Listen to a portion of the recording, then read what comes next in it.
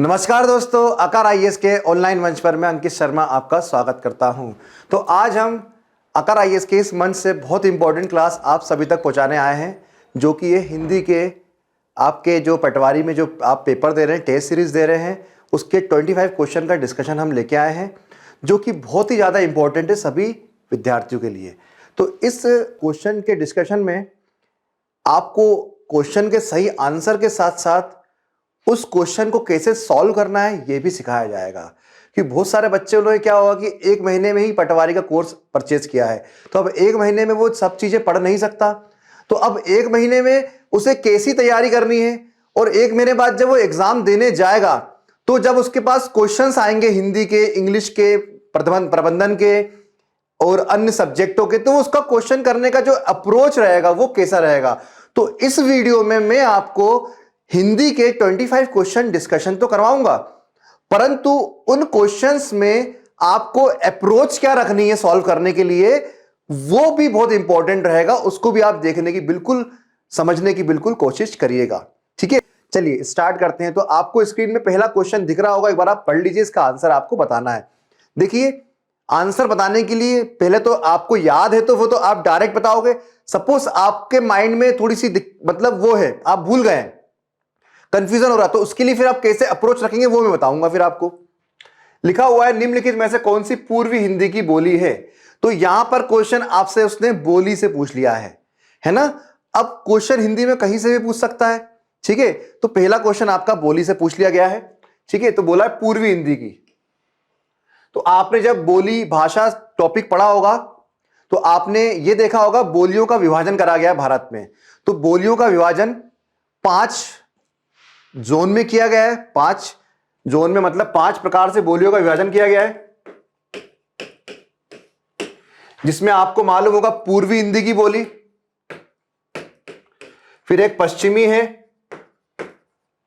ना, फिर आपने देखा होगा बिहारी भी है एक, फिर आपने देखा होगा राजस्थानी, और लास्ट में आपने देखा होगा पहाड़ी। तो भारत में जो बोलियों का विभाजन किया गया है 5 भागों में किया गया है। इन 5 भागों में से पूर्वी हिंदी की बोली कौन सी नहीं है। उसने बोला है कि जो पूर्वी हिंदी में बोली कौन सी इनमें से नहीं है। तो देखा जाए छत्तीसगढ़, अगर हम मैप देखें तो छत्तीसगढ़ पूर्व में आता है मध्य प्रदेश के, देखा होगा। तो आप पूर्व की साइड जाएंगे तो आपको छत्तीसगढ़ आएगा, मध्य प्रदेश तो एकदम सेंटर में है। तो ये तो पूर्व की हिंदी की बोली है। अवधी भी पूर्व में बोली जाती है। बघेली, बघेलखंड मध्य प्रदेश के पूर्व में आता है, तो यह भी पूर्व की बोली है। तो बचा ऑप्शन कौन सा, एकमात्र मगही। अगर आपको याद डायरेक्ट है तो आप डायरेक्ट लगा सकते हैं मगही, मगर अगर आपको याद नहीं है तो आप थोड़ा कॉमन सेंस लगाइए। बघेली, बघेलखंड पूर्व की ओर आता है, छत्तीसगढ़ पूर्व की ओर जाएंगे तो आएगा, अवधी भी पूर्व में बोली जाती है। तो आपका आंसर क्या है, मगही है। और ये मगही कहां बोली जाती है, तो ये बिहारी की है। बिहार में जो है मगही बोली जाती है, मैथिली बोली जाती है, देखा होगा आपने। तो ये बिहारी हिंदी की बोली है, कहां की, बिहारी हिंदी की। और आपसे क्वेश्चन क्या करा है उसने, पूर्वी हिंदी की बोली नहीं है, बाकी तीनों पूर्वी हिंदी की बोली है, और मगही कहां की है, बिहारी हिंदी की बोली है। तो आपका आंसर क्या है, मगही। ठीक है, जैसे आंसर ये आ गया आपका मगही। यहां पे आपको डिस्क्रिप्शन भी दिया हुआ है कि मगही बिहारी हिंदी की बोली है, तीनों पूर्वी हिंदी की बोली है। भारत में हिंदियों का बोलियों का विभाजन 5 वर्गों में किया गया है, जैसे कि मैंने आपको अभी बताया। कौन कौन से 5 भाग हैं, पूर्वी, पश्चिमी, बिहारी, राजस्थानी और एक पहाड़ी। ठीक है, तो जनरली बोलियों के विभाजन से क्वेश्चन बन जाते हैं, और जनरली वो पूछ लेता है कि फलाना जो बोली है वो कहां, किस क्षेत्र की बोली है। ठीक है, जैसे उसने बोला कि कुमाऊनी, गढ़वाली किस क्षेत्र की बोलियां हैं, तो आपको फिर आंसर लगाना है पहाड़ी हिंदी की बोलियां हैं। ठीक है ना, कन्नौजी, खड़ी बोली कौन से क्षेत्र की बोलियां हैं, तो आपको फिर ये ऐसे क्वेश्चंस आते हैं। ठीक है, तो बोलियों से आपको क्वेश्चन आ सकता है, कितने भागों में डिवाइड करा हुआ है, पहला क्वेश्चन ये हो सकता है। दूसरा क्वेश्चन वो आपको बोली लिख के दे देगा और बोलेगा वो किस क्षेत्र में बोली जाती है। तो इस टाइप के क्वेश्चन आपके बोलियों से बन सकते हैं। तो चलिए देखते हैं सेकेंड क्वेश्चन। सेकेंड क्वेश्चन क्या है, तो उसने पूछा है कि कौन सा शब्द बाण का पर्यायवाची है। मतलब यहां पे आपको 4 ऑप्शन में क्या दिए गए हैं, बाण के पर्यायवाचियों के शब्द युग्म दिए हुए हैं। तो आपको यह पता लगाना है कि बाण शब्द जो है, बाण, इसका पर्यायवाची कौन सा शब्द युग्म सही है। मतलब 4 शब्द दिए, चारों बाण के पर्यायवाची आपको ढूंढने हैं। ठीक है, तो देखिए बताइए कौन सा है, फिर मैं बताता हूं आंसर। चलिए देखते हैं इसका आंसर क्या है। तो इसका आंसर क्या है, नाराज, विशिक, तीर और शर। ये चारों किसके पर्यायवाची है, बाण के पर्यायवाची हैं। कैसे मालूम चला, कैसे, अगर आपको अगर समझ में नहीं आ रहा है कैसे सॉल्व करना है तो समझिएगा। देखिए अगर मैं बात करूं पत्री और सर, सर मतलब होता है तालाब, ये कॉमन शब्द है पर्यायवाची का, हर किसी को मालूम होता है। तो सर तालाब के लिए यूज होता है, तो एक शब्द यहां पे तालाब का है, हमको तो चारों शब्द चाहिए बाण के, तो मतलब ये मेरा आंसर क्या हो गया, गलत हो गया। सायक, तीर और नाराज बाण के पर्यायवाची, मगर हरि नहीं होता है, तो ये ऑप्शन भी क्या हो गया मेरा, कैंसिल हो गया। फिर मेरा शर, तीर, नाराज, ये तीनों बाण के पर्यायवाची, मगर पराभूत, पराभूत का अर्थ होता है पराजित, तो ये क्या है, बाण का पर्यायवाची नहीं है, मतलब ये वाला ऑप्शन भी मेरा गलत हो गया। तो बचा कौन, नाराज, विशिक, तीर और शर, ये चारों ही शब्द बाण के पर्यायवाची हैं। और बाकी लिखा हुआ है हरि मतलब बंदर भी होता है, हरि मतलब, सर मतलब तालाब, पराभूत मतलब पराजित। तो आपको वो पर्यायवाची सिंगल वर्ड में भी पूछ सकता है और शब्द युग्मों में भी वो आपसे पर्यायवाची पूछ सकता है। उसमें इसमें फाइंड करना थोड़ा आसान होता है, क्योंकि एक भी शब्द अगर आपको याद है तो आप उसे गलत कर सकते हो, मगर जब सिंगल वर्ड आते हैं तो वो टफ होता है, आपको एग्जैक्ट मालूम होना चाहिए। इसमें अगर एग्जैक्ट मालूम में नहीं है, एक शब्द तो कहीं ना कहीं गलत दिखेगा ही वो, तो उसका अगर आपको अर्थ मालूम है तो आप आसानी से इसका आंसर दे सकते हैं। जैसे कि मेरे को सर का मालूम था, सर मतलब तालाब होता है, इसका मतलब मेरा ये ऑप्शन गलत हो गया। मुझे हरि का मतलब मालूम था बंदर होता है, तो मेरे को मालूम है बाकी भले ही बाढ़ के पर्यायवाची, मगर ये नहीं होता है, तो ये भी गलत हो गया। मुझे मालूम था कि भैया पराभूत का अर्थ बाढ़ नहीं होता है, तो मुझे ये समझ में आ गया कि ये भी गलत है। तो आंसर मेरा कौन सा बचा, सी। ठीक है, चलिए थर्ड क्वेश्चन देखते हैं। नाव का पर्यायवाची शब्द है, अब वो पूछ रहा है कि नाव का पर्यायवाची शब्द ढूंढिए, और यहां पर उसने दो शब्द दिए हैं, तो इन दोनों शब्दों को नाव का पर्यायवाची होना अनिवार्य है। अब आपको इसके लिए भी बहुत इजी है, बताइए क्या आंसर है, तो मैं बताता हूं। देखिए ये तो गलत ही हो गया, पावक मतलब तो अग्नि होता है, तो ये वाला ऑप्शन तो गलत ही हो चुका है। तो मेरा आंसर क्या है, तरणी और पतंग। ये क्या है, नाव के पर्यायवाची है, क्योंकि देखो सरोवर मतलब क्या होता है, तालाब होता है, तो ये ऑप्शन गलत हो गया। पुष्कर मतलब भी तालाब होता है, तो ये ऑप्शन गलत हो गया। नौका और ताल, ताल मतलब तालाब, नौका मतलब नाव होता है, मगर ताल मतलब तालाब, नाव नहीं होता, तो ये ऑप्शन भी गलत। पावक मतलब अग्नि होता है, तो ये ऑप्शन भी गलत। तो एक ही ऑप्शन मेरा सही है, तरणी और पतंग, ये लिखा हुआ है। पावक का मतलब होता है आग, तरणी पतंग के नाव के पर्यायवाची हैं, ठीक है ना। और सरोवर, ताल, पुष्कर का मतलब भी तालाब होता है। तो आपको पता है एक शब्द का भी अर्थ मालूम है अगर, तो आप एलिमिनेट कर सकते हो कि सही ऑप्शन कौन सा है। आ रही बात समझ में। नेक्स्ट क्वेश्चन है, निराधार का सही संधि विच्छेद बताइए। तो देखिए दिमाग लगाना थोड़ा सा, निराधार शब्द लिखा हुआ है और उसने बोला है कि इसमें सही संधि कौन सी होगी। तो देखा जाए तो निर, ये तो शब्द ही नहीं होता है, निर आधार रहा और फिर विसर्ग लगा दिया, तो ये तो ऑप्शन मेरा क्या हो गया, गलत हो गया। निराधन आधार, अगर मैं इसे करूंगा तो निराधार तो बन जाएगा, इससे निराधार तो बन जाएगा, मगर निरा कुछ नहीं होता ना शब्द का अर्थ, आधार तो होता है मगर निरा का कोई अर्थ नहीं होता है, और निराधार इससे अर्थ नहीं बनेगा, तो यह भी गलत हो गया। अब बचा निर और निह, तो याद रखिएगा अगर मैं निर करूंगा तो यह हो जाएगा व्यंजन संधि, मगर आपको याद होगा निराधार में कौन सी संधि है, विसर्ग संधि है। कौन सी संधि है, विसर्ग संधि, और विसर्ग संधि एक ही में दिख रही है आपको, निधन आधार। तो इसका सही आंसर क्या है, निधन आधार। और निराधार शब्द में कौन सी संधि है, विसर्ग संधि है।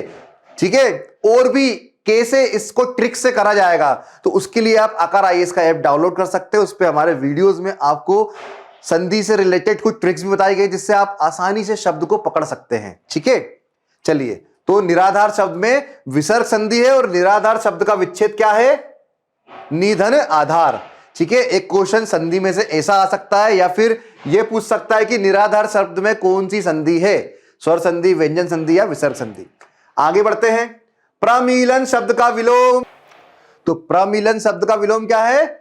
उन्मीलन। तो याद रखिएगा, कोई भी तैयारी कर रहा, पटवारी की या फिर एमपीएसआई फिर या कोई भी व्यापम के एग्जाम की, पर्यायवाची शब्द और विलोम शब्द आपको पढ़ना ही है, आने ही हैं। आप अगर पटवारी का पेपर देने जाएंगे, 15 मार्च से इसकी शुरुआत है, वहां पे पर्यायवाची, विलोम, तत्सम, तद्भव, मुहावरे, लोकोक्ति, शुद्ध वर्तनी, ये जो टॉपिक मैंने बोले हैं ये तो आना ही है। तो आप अभी से पर्यायवाची और विलोम स्टार्ट कर दीजिए याद करना। मुहावरे, लोकोक्ति, तत्सम, तद्भव, शब्द युग्म, श्रुति सम शब्द, ये शब्द पढ़ना ये स्टार्ट कर दीजिए। इसमें से कम नहीं तो आपके 7 से 8 क्वेश्चन बनेंगे। उपसर्ग, प्रत्यय यहां भी आने वाले हैं अभी सब। आपको ये जो पेपर बनाया गया है, ये पेपर आपके टोटल पटवारी बेस्ड बनाया गया है, क्योंकि जब भी आप ये वाले पेपर देंगे और जब आप एग्जाम देने जाएंगे तो आपको समझ में आएगा कि आपने जो अकार आईएएस के पेपर को सॉल्व करा है, हिंदी और इंग्लिश जो भी सब्जेक्ट करे हैं, उसी आधार पर आपको क्वेश्चन मिलेंगे पटवारी के एग्जाम में। ठीक है, तो प्रमीलन का अर्थ क्या है? उन्मीलन। ठीक है, तो सही आंसर क्या है? सी। नेक्स्ट है कमल से युक्त जलाशय, वाक्य के लिए उपयुक्त शब्द है। मतलब यहां पे आपने एक टॉपिक पढ़ा होगा, वाक्य के लिए एक शब्द, जिसको हम इंग्लिश में बोलते हैं वन वर्ड।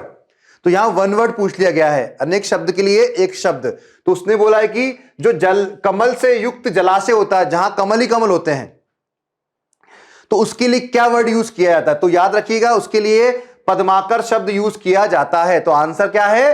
कमल से युक्त जलाशय को क्या कहा जाता है? पद्माकर कहा जाता है। ये क्या है? One word. One word. तो ये वन वर्ड मतलब अनेक शब्द के लिए एक शब्द, ये भी आपको पढ़ना है। ठीक है ना, जिसका आकार ना हो तो निराकार, ऐसे कुछ शब्द होते हैं ना, आप लोग पढ़ते हैं, तो ये आपको पढ़ना है। ठीक है, नेक्स्ट क्वेश्चन है जोहर खुरना, मतलब मुहावरे पूछ लिए हैं। क्या पूछ लिए हैं? मुहावरे। मैंने अभी बोला था आपसे, मुहावरे, लोकोक्तियां, तत्सम, तद्भव, देशज, विदेशज, पर्यायवाची, विलोम, ये शब्द आपसे पूछे जाने हैं और पूछे जाएंगे। आप देख लेना पटवारी का पेपर। तो उसमें एक मुहावरा हमने पूछा है जोहर खुलना। तो जोहर खुलने का अर्थ क्या है? जल्दी से बता दीजिए फटाफट।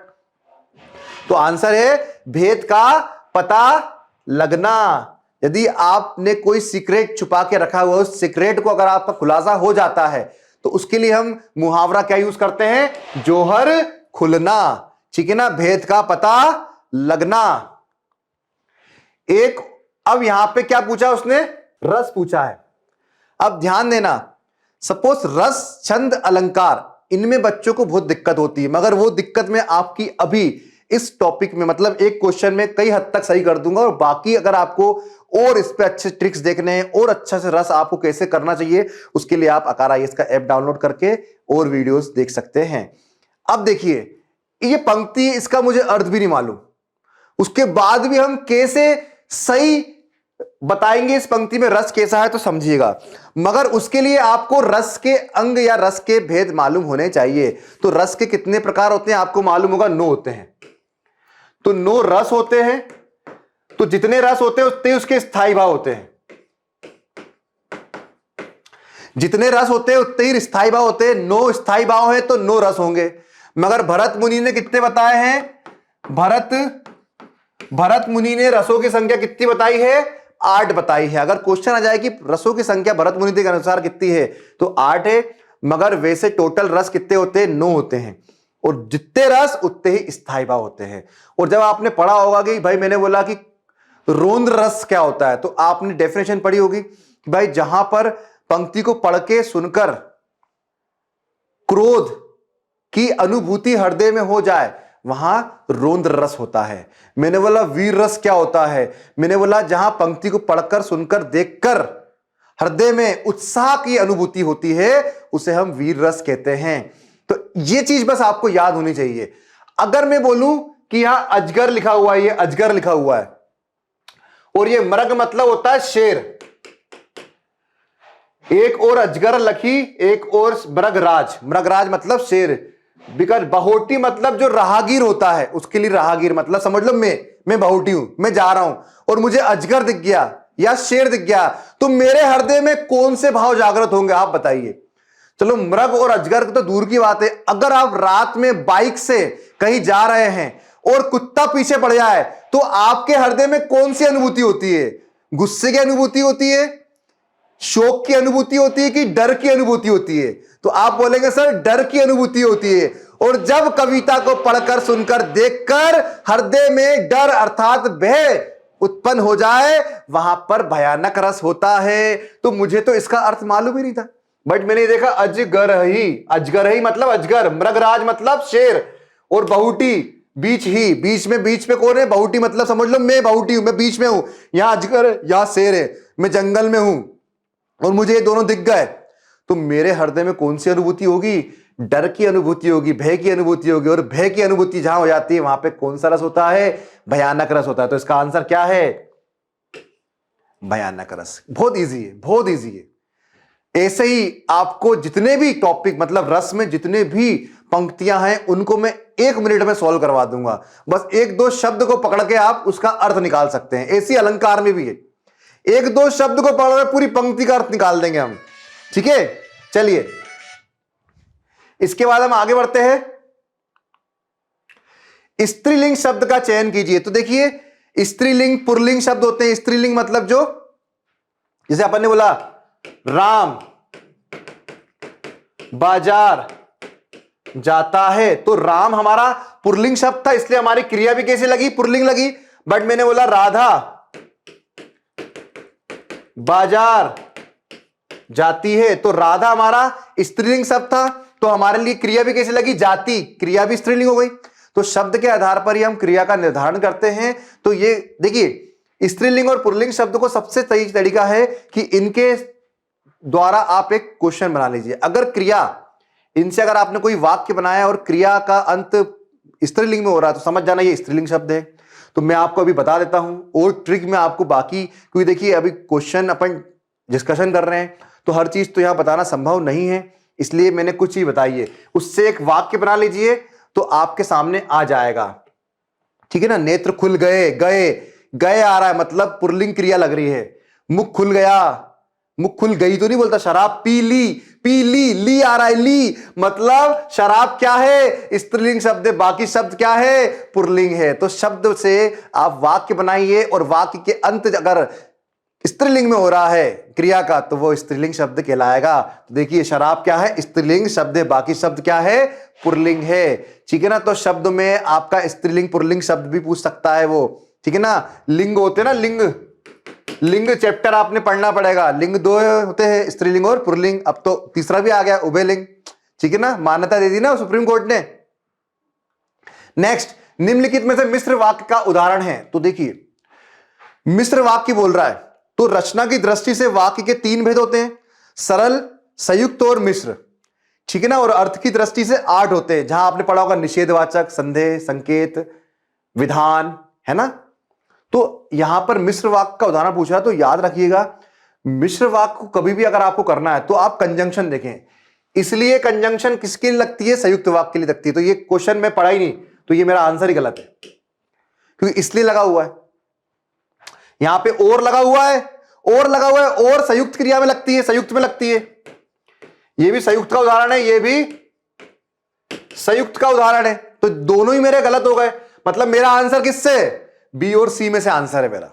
अब देखते हैं, गहन से गहन संकट हो फिर भी वह हंसता रहता है। और दूसरा, मैं आपका काम अवश्य कर देता, लेकिन शब्द आ रहा है, क्या करूं, व्यस्त हूं, लेकिन क्या करूं।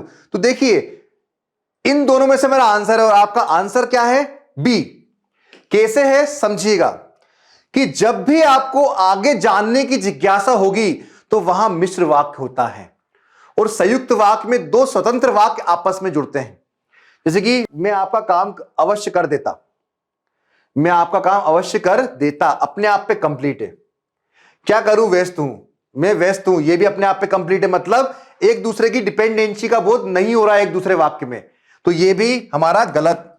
गहन से गहन संकट हो, कुछ भी संकट हो, फिर भी वह हंसता रहता है, वह हंसता रहता है, फिर भी। तो फिर भी क्या कर रहा है? मिश्र वाक्य की कंजंक्शन का बोध करा रहा है। इसलिए आपका आंसर क्या है? बी। ठीक है ना? ऊपर वाला नीचे वाला तो क्या गलती हो गया, और आ गया इस पे, क्योंकि और शब्द और इसलिए आ गए, ये कंजंक्शन से हमने देखा कि भाई संयुक्त वाक्य में कंजंक्शन का यूज होता है। यहां पर लेकिन शब्द में डिपेंडेंसी का बोध नहीं हो रहा है, मतलब आश्रित और प्रधान वाक्य होते हैं ना, वो मिश्र वाक्य में होते हैं। तो ये कौन है, प्रधान वाक्य, और ये आश्रित वाक्य, ये इस पे डिपेंड हो रहा है, तो डिपेंडेंसी का जहां बोध होता है वहां पे मिश्र वाक्य का बोध होता है। तो आंसर आपके क्या है, गहन से गहन संकट हो फिर भी वह हंसता रहता है, इसमें क्या है, मिश्र वाक्य है। ठीक है, आगे बढ़ते हैं। ठीक है, लिखा हुआ मिश्र वाक्य में प्रधान उपवाक्य के साथ साथ एक या एक से अधिक आश्रित उपवाक्य। तो प्रधान, देखो लिखा होगा प्रधान और आश्रित। आश्रित उपवाक्य क्या होते हैं, जो प्रधान वाक्य में डिपेंड होते हैं, मगर संयुक्त वाक्य में प्रधान और आश्रित उपवाक्य नहीं होते हैं, उसमें दो उपवाक्य या दो से अधिक उपवाक्य आपस में जुड़ते हैं, और वो दोनों उपवाक्य आपस में जुड़ते तो है मगर वो दोनों स्वतंत्र होते हैं। ठीक है, मिश्र वाक्य में दोनों उपवाक्य स्वतंत्र भाव का बोध नहीं कराते हैं, एक दूसरे के ऊपर डिपेंडेंसी का बोध कराते हैं, इसलिए उनको मिश्र वाक्य कहा जाता है, इंग्लिश में कॉम्प्लेक्स सेंटेंस। आगे बढ़ते हैं, भावुक शब्द में कौन सी संधि है। अब देखिए ये इतना इजी सेंटेंस, इतना इजी क्वेश्चन है, मैं आपको 2 सेकंड में अभी देखो कैसे सोल्व कराता हूं। कभी भी या और वाह आपको शब्द के मध्य में दिख रहा है, और इन दोनों के पहले अगर पूर्ण वर्ण दिख रहा है, पूर्ण वर्ण मतलब पूरा वर्ण, तो अयादि संधि लगा देना है। कौन सी, अयादि संधि लगा देना। और यही या और वाह के पहले आपको अपूर्ण वर्ण दिख रहा है, अपूर्ण वर्ण दिख रहा है, तो आप यण संधि लगा देना। अब ये भावुक लिखा हुआ है, वाह के पहले वर्ण पूरा है कि आधा है, पूरा है तो अयादि संधि, खत्म कहानी, ज्यादा दिमाग नहीं लगाना है। अब मैंने बोला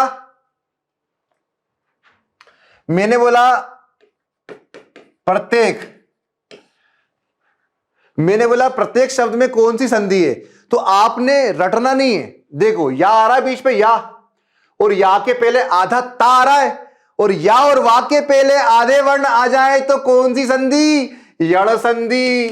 तो ये काय का उदाहरण है, यण संधि का उदाहरण है, और भावुक काय का है, अयादि संधि का उदाहरण है। ऐसे आप कोई भी, जैसे मैंने बोला विनायक में कौन सी संधि है, तो ये या आ रहा है, या, यहां से शब्द टूट रहा है, और या के पहले पूरा वर्ण आ रहा है, और या और वा के पहले पूरा वर्ण आ जाए तो कौन सी संधि, अयादि संधि। तो भावुक में भी कौन सी संधि, अयादि संधि। ऐसे करके आप इसका पता लगा सकते हैं। और भी स्वर संधि, व्यंजन संधि और विसर्ग संधि की इतनी सारी ट्रिक्स हैं मेरे पास, जो मैं आपको बताऊंगा तो आप भी बोल लेंगे कि बहुत सरल है। जिन बच्चों को संधि से डर लगता है कि यार संधि बहुत टफ चैप्टर है, हिंदी का एक बहुत टफ विषय है, तो उसको हम सरल कर देंगे, आपके लिए बहुत सरल कर देंगे। ठीक है, तो आप देखते रहिए अकर आईएएस का वीडियो और ऐप डाउनलोड करिए, तो आपको उस पर मैं वीडियो दिखेंगे, उस पर मैं आपको बहुत सरल तरीके से हिंदी बता दूंगा। ठीक है, नेक्स्ट देखते हैं, किस शब्द की वर्तनी शुद्ध। तो भैया याद रखिएगा, अब ये पढ़ने वाला चैप्टर आपका है, ये पढ़ाने वाला चैप्टर नहीं है, इसमें आपको मालूम होना चाहिए शुद्ध वर्तनी, है ना। इंग्लिश में ऐसा क्या होता है, सही वर्ड बताइए, स्पेलिंग कौन सा वर्ड की सही है, ऐसी हिंदी में बोलता है कौन सा, तो बताइए कौन सा सही है, तो कौन सा है, अंतर्निहित, इसकी वर्तनी शुद्ध है, बाकी सब क्या है, अशुद्ध है। ठीक है ना, तो वर्तनी आपने पढ़नी है, जितनी ज्यादा हो सके पढ़ लेना। यह मत सोचना कि मुझे हिंदी आती है, बिल्कुल नहीं आती है। हिंदी की वर्तनी आपने पढ़नी है कि बहुत से शब्द का हम उच्चारण गलत करते हैं, तो जैसा उच्चारण करेंगे वैसे ही लिखेंगे, इसीलिए बोल रहा हूं वर्तनी पढ़ लेना। और एक क्वेश्चन या 2 क्वेश्चन वर्तनी में से आएंगे, पटवारी में दिए हुए हैं। ठीक है, यशोधरा काव्य के लेखक कौन है, तो यहां पर हमने एक, इसको खंड काव्य है ये एक, तो पूछा गया है कि यशोधरा जो काव्य है, खंड काव्य है, इसके लेखक कौन है, तो बताइए कौन है। चलो मैं बताता हूं कौन है, मैथिली शरण गुप्त। तो मैथिली शरण गुप्त द्वारा यशोधरा नामक खंड काव्य लिखा गया है। ठीक है ना, तो ये क्वेश्चन देने का मेरा तात्पर्य यह था कि कभी कभार कोई ऐसे फेमस राइटर की कोई भी रचना वो पूछ सकता है, तो हम कुछ फेमस राइटर के जो भी उनने उपन्यास या खंड काव्य या महाकाव्य लिखे हैं या रेखा चित्र या निबंध लिखे हैं, वो आप एक बार पढ़ लीजिएगा। जैसे जयशंकर प्रसाद हो गया, वेरी फेमस राइटर, भूषण हो गया, महादेवी वर्मा हो गया, सुमित्रा नंदन पंत हो गया, सुभद्रा कुमारी चौहान हो गया, प्रेमचंद हो गया, ये फेमस राइटर्स हैं। इनकी एक बार कविताएं रचनाएं पढ़ लीजिएगा, हो सकता आ जाए, इसलिए क्वेश्चन दिया है।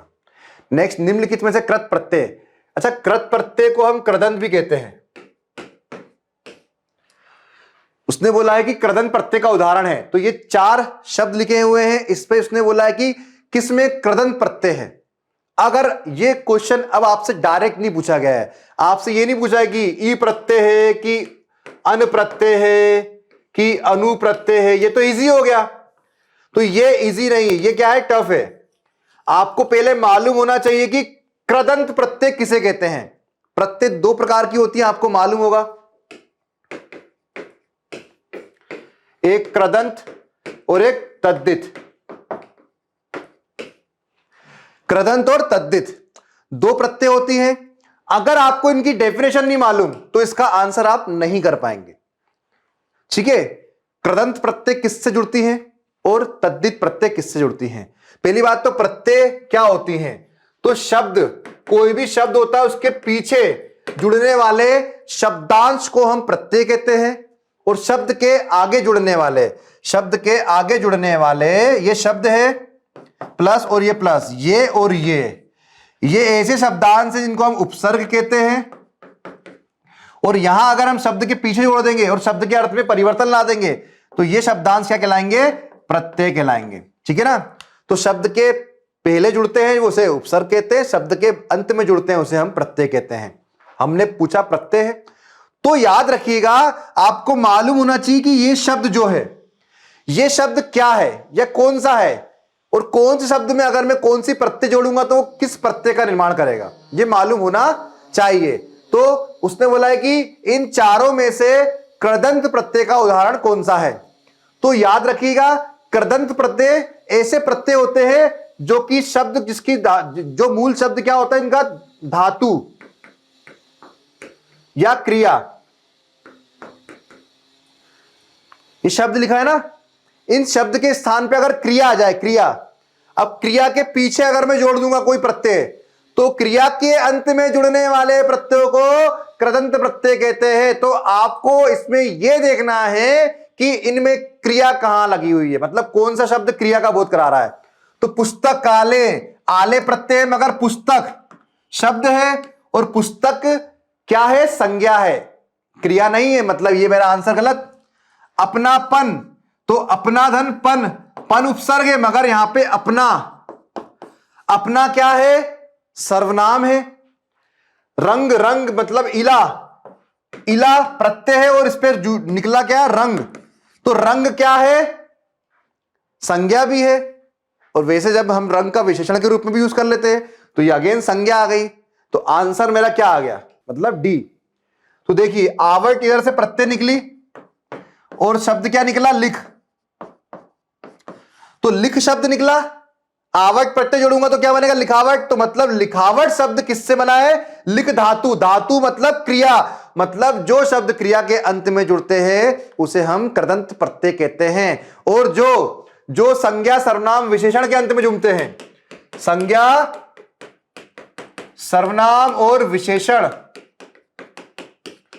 संज्ञा सर्वनाम विशेषण शब्द के अंत में जुड़ने वाले शब्दांश तद्धित प्रत्यय कहलाते हैं, और क्रिया के अंत में जुड़ने वाले शब्दांश कृत या कृदंत प्रत्यय कहलाते हैं। और ये डेफिनेशन आपको याद नहीं होगी तो आप इसका आंसर नहीं बता पाएंगे। तो इसका आंसर क्या है, लिखावट।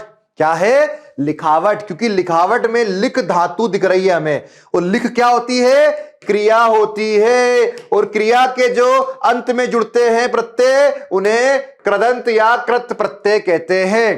क्लियर। और जो संज्ञा सर्वनाम विशेषण के अंत में जुड़ते हैं वो तद्धित प्रत्यय कहलाते हैं। आगे बढ़ते हैं, ये उसका मैंने लिखा भी हुआ है डेफिनेशन, कृत और तद्धित प्रत्यय संज्ञा सर्वनाम विशेषण के अंत में जुड़ते हैं वो तद्धित कहलाते हैं, और कृत प्रत्यय कृदंत प्रत्यय क्रिया के अंत में जुड़ते हैं, सब लिखा हुआ है। नेक्स्ट, निम्नलिखित में से महाप्राण वर्ण बताइए, कौन सा महाप्राण है।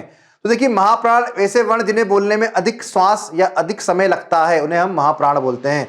तो आपने ये पढ़ा होगा का, खा, गा, घा, ड़ा, ये पढ़ा होगा आपने, मतलब व्यंजन जब पढ़े होंगे आपने, वर्णमाला चैप्टर जब पढ़ा होगा, तो आपने ये वर्ग पढ़े होंगे, का वर्ग, चा वर्ग, का चा टा ता पा, का चा टा ता पा।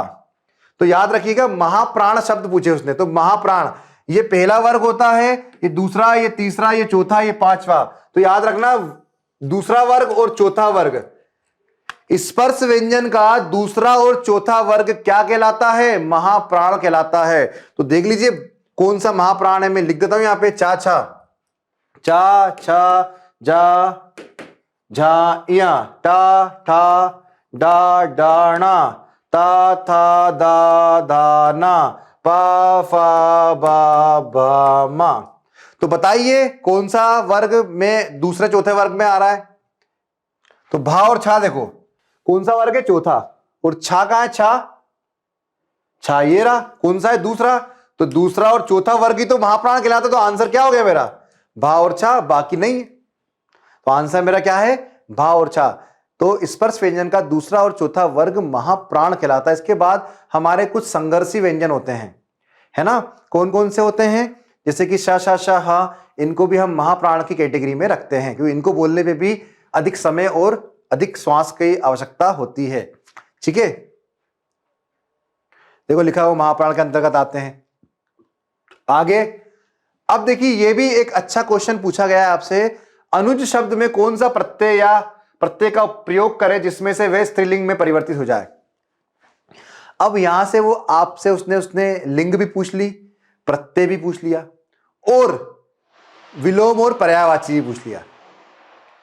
अगर आपको अनुज का शब्द नहीं मालूम, अनुज का अर्थ नहीं मालूम, तो आप इसका फिर विपरीत या इसका स्त्रीलिंग भी नहीं बना सकते।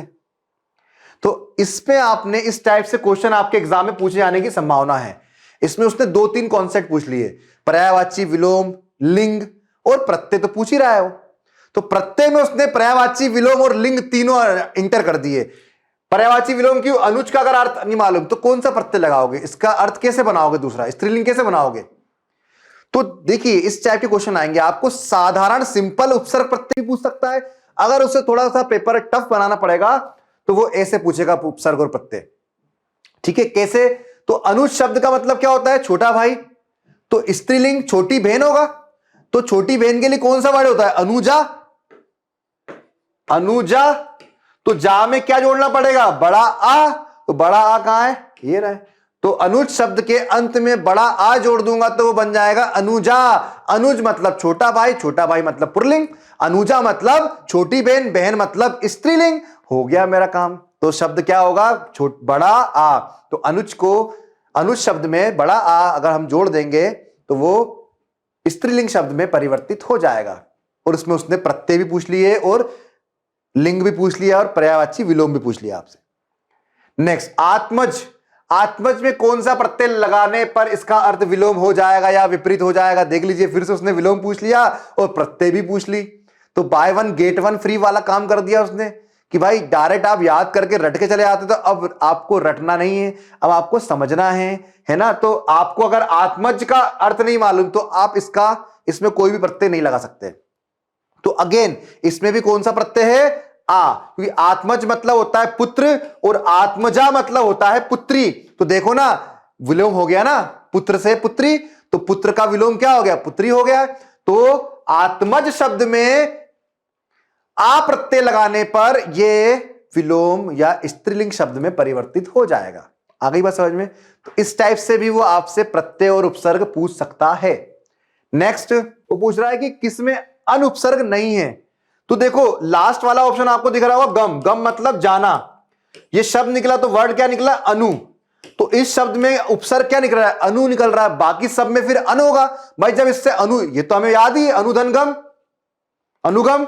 तो गम मतलब होता है जाना और अनु शब्द निकल रहा है, अनु शब्दांश निकल रहा है। तो अनु क्या है? उपसर्ग है। तो अनुगम में उपसर्ग क्या दिख रहा है मुझे? अनु दिख रहा है। और बाकी सब में क्या है? अन उपसर्ग। और वो पूछ क्या रहा है? अन उपसर्ग का प्रयोग नहीं हुआ है। तो इसमें अनुपसर्ग लगा है, अनुपसर्ग इस पे लगा है, अनुपसर्ग इस पे लगा है। इसका होगा अनधन उबम, अनधन उपम। तो अनुपम, अनधन उपम मतलब अनुपम, ये शब्द है। इस पे मतलब उपसर्ग ये है और शब्द ये है। मगर यहां पे गम शब्द दिख रहा अलग ही मुझे, और उपसर्ग क्या निकल गया, अनु। तो मेरा आंसर क्या है, अनुगम। इसमें अन उपसर्ग नहीं है, बाकी तीनों में अन उपसर्ग उपस्थित है, और वो पूछ रहा है कि किसमें अन उपसर्ग नहीं है। नेक्स्ट, नई नाइन बांस का नेहन्ना लोकोक्ति का उदाहरण है। लोकोक्ति पूछ ली गई है, तो लोकोक्ति पूछी गई है, बताना है कि इसका सही आंसर क्या है। नई नाइन बांस का नेहन्ना,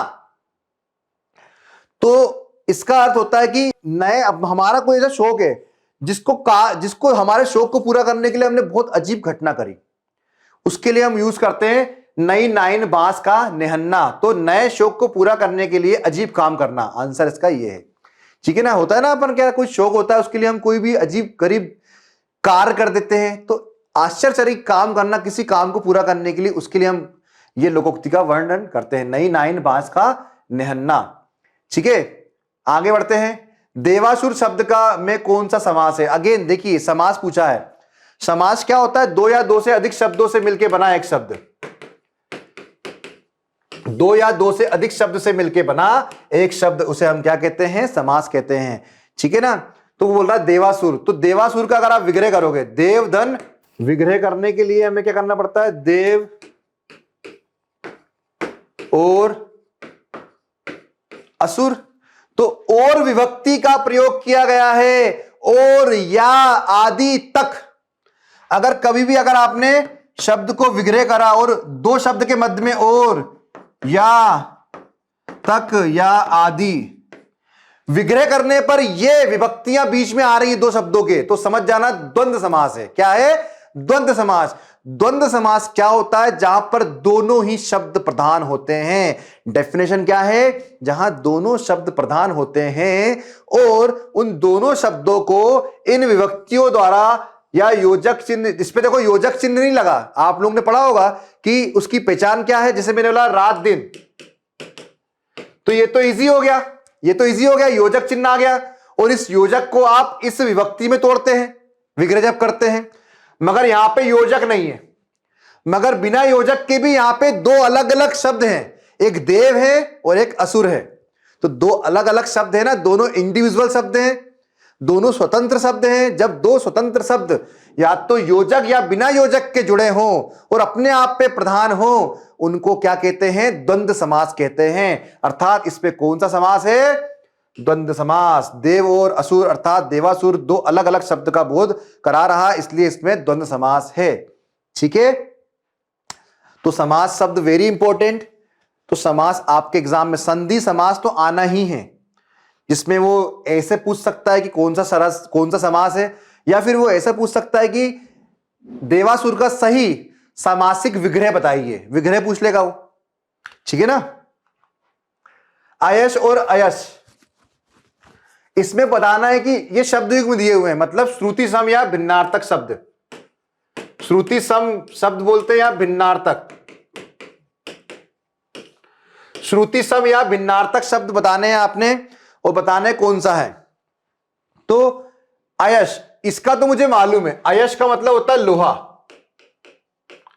तो अब आप देख लीजिए सेकंड स्थान पर लोहा कहां लिखा हुआ है, तो यहां लिखा, यहां लिखा, मतलब ये दोनों मेरे गलत हो गए, मतलब ये दोनों मेरे गलत हो गए, कि मुझे इतना तो मालूम है आयश ये वाले के लिए हम लोहे के लिए यूज करते हैं, तो लोहा सेकंड स्थान पे दो जगह, बस आपको बस इसका अर्थ मालूम होना चाहिए। तो आयश, शाह शक्कर वाले के लिए हम जो शंकर वाला शब्द है शाह, उसको अगर लगा दिया है तो उसका मतलब होता है बदनामी। तो आपका आंसर क्या है, डी। तो बदनामी और लोहा, तो ऐसे करके आप एलिमिनेट भी कर सकते हैं, क्योंकि आयश का मतलब लोहा होता है, लोहा सेकंड स्थान पे यहां आ रहा है या तो यहां आ रहा है, तो मेरा आंसर या तो सी है या तो डी है, बस आपको इसका अर्थ मालूम होना चाहिए। तो आयश का मतलब होता है बदनामी और आयस का मतलब होता है लोया, लोहा। ठीक है, आगे बढ़ते हैं। निम्नलिखित चार विकल्पों में वाक्य में शुद्ध रूप का चयन कीजिए।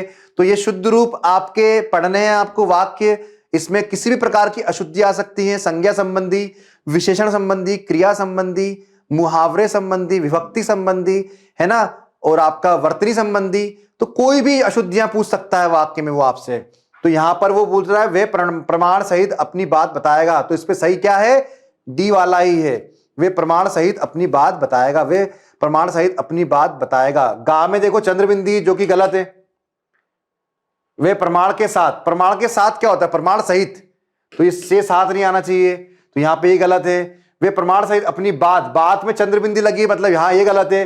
तो यहां पे कहीं ना कहीं उसने वर्तनी की गलती दी थी, मगर लिखा सब जगह सेम है, मगर कहीं ना कहीं उसने वर्तनी गलत दी हुई है।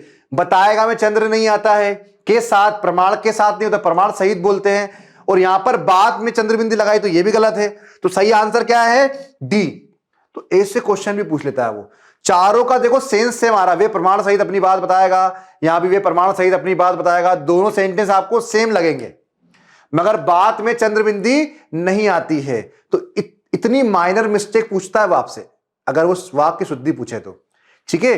तो ऐसे आपने करना है। शुद्ध वाक्य कौन सा है आपका, डी। नेक्स्ट क्वेश्चन है, मुख बाल रवि समलाल होकर ज्वाला सा बोधित हुआ। तो देखिए इस पे आपको अलंकार बताना है, ट्रिक देख लो, ट्रिक।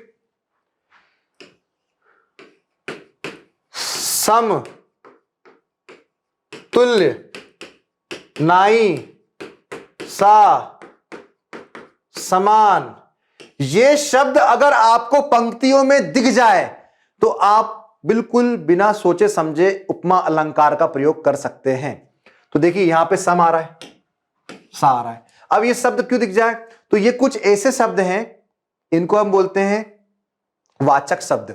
इन वाचक शब्द के माध्यम से हम उपमेय और उपमान के प्रति तुलना करते हैं। उपमेय और उपमान में के बीच तुलना कराने वाले शब्द को हम वाचक शब्द कहते हैं। तो ये वाचक शब्द अगर आपको पंक्तियों में दिख जाए तो आप समझ जाना ये क्या है, उपमा अलंकार, क्योंकि इनके माध्यम से हम उपमेय और उपमान के बीच क्या करवाते हैं, तुलना। और जहां उपमेय में उपमान की तुलना होती है वहां पे उपमा अलंकार होता है। तो ये कौन से अलंकार का उदाहरण है, उपमा अलंकार। ये अब मुझे इसका अर्थ नहीं मालूम था, मगर मैंने वाचक शब्द को पकड़कर इसका अर्थ बता दिया, मैंने पूरा नहीं पढ़ा। तो ऐसे ही कुछ ट्रिक अलंकार में देखने के लिए आप हमारा आकार आईएएस का ऐप डाउनलोड कर सकते हैं, वहां पे हमारे वीडियोस देख सकते हैं।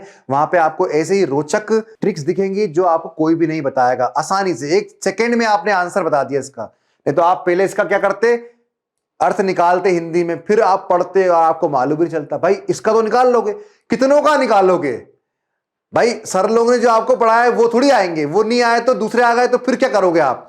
तो आपके पास कुछ एक लॉजिक होना चाहिए जिसके कारण आप उसका अर्थ निकाल सकते हो, ठीक है। तो इस पे उपमा अलंकार है, तो देखिए उपमा अलंकार हो गया।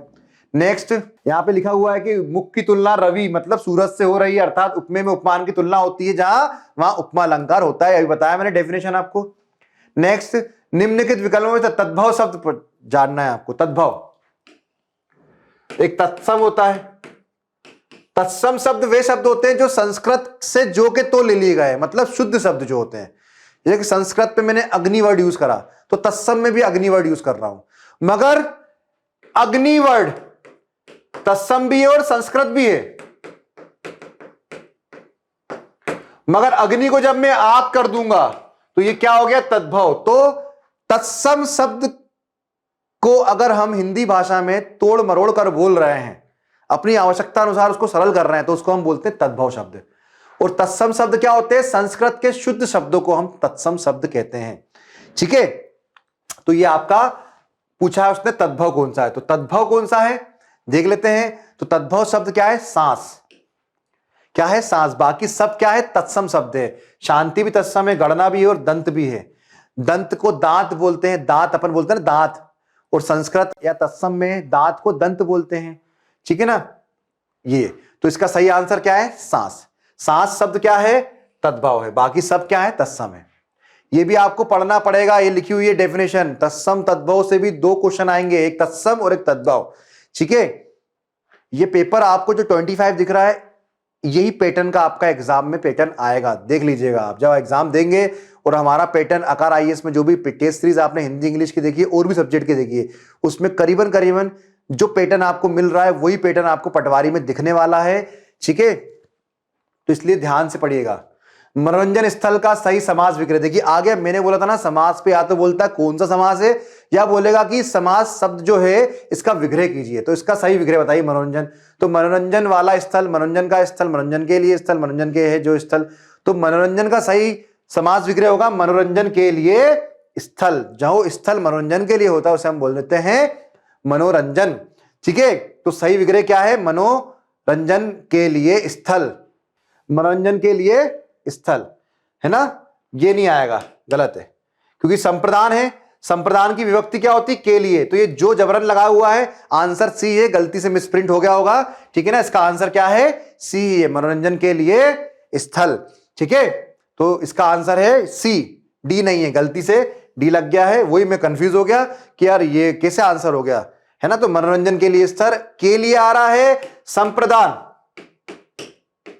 संप्रदान तत्पुरुष समास का ये उदाहरण है, ठीक है ना। लिखा हुआ संप्रदान तत्पुरुष समास के लिए विभक्ति का प्रयोग होता है, और इधर भी के लिए है, मगर ये जो जबरन लिखा हुआ है ना। तो मनोरंजन के लिए है जो स्थल, या मनोरंजन के लिए स्थल, ठीक है ना, ज्यादा एप्रोप्रिएट ये है, ठीक है। तो इसका आंसर क्या है, सी, ठीक। तो ये आपके 25 क्वेश्चंस, किसके, जो आप टेस्ट सीरीज दिए पटवारी की, आपने एमपी आकार आईएएस के ऑनलाइन प्लेटफॉर्म पर जो पटवारी की टेस्ट सीरीज परचेस की थी, उसका जो डेमो पेपर आपने दिया था, उस डेमो के 25 क्वेश्चन ये क्या के हैं, हिंदी के हैं। अंग्रेजी के भी आपके सामने हम लाएंगे, उस पर भी आपको हम बताएंगे क्वेश्चन कैसे सॉल्व करना है। आई होप इस 25 क्वेश्चन से आपको एक अप्रोच मालूम चली होगी कि इस टाइप के क्वेश्चन आएंगे और क्वेश्चन को सॉल्व कैसे करना है। और भी ट्रिकों को देखने के लिए आप आकार आईएएस का ऑनलाइन मंच ज्वाइन कर सकते हैं, प्लेटफॉर्म ज्वाइन कर सकते हैं, यूट्यूब में आपको ये फ्री मिल जाएगा, है ना। और आपको टेस्ट सीरीज ज्वाइन करनी है तो आप आकार आईएएस के ऐप डाउनलोड कर सकते हैं प्ले स्टोर से, ठीक है ना। तो अब फिर मिलते हैं हम इंग्लिश के डिस्कशन के साथ। आज के लिए थैंक यू वेरी मच, धन्यवाद, जय हिंद।